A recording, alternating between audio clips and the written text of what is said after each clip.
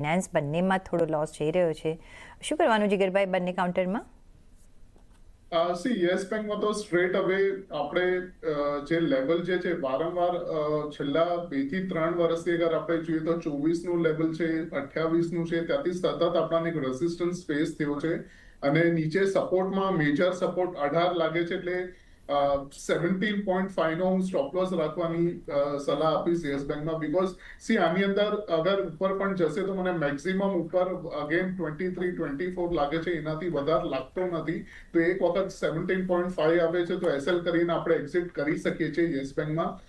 વેરેસ Bajaj housing ફાઇનાન્સમાં જે રીતે structure બન્યું છે અગેન આ નેગેટિવ ઝોનમાં છે. ઓલમોસ્ટ આપણે આઈપીઓ નું લિસ્ટિંગ જોઈએ એના પછી કન્ટિન્યુઅસલી એક લોઅર લો ફોર્મેશન છે વીકલી ચાર્ટ ઉપર અને as well as daily chart ઉપર પણ રિસેન્ટલી અત્યારના એક મને ડાયવર્જન્સ આમાં દેખાય છે છેલ્લા 2 થી 3 અઠવાડિયાની અંદર. લોઅર લોસ છે 80 અને 82 ના ઝોનમાં. સો આની અંદર હું અત્યારે એમને એડ બજાજ હાઉસિંગ ફાઇનાન્સ.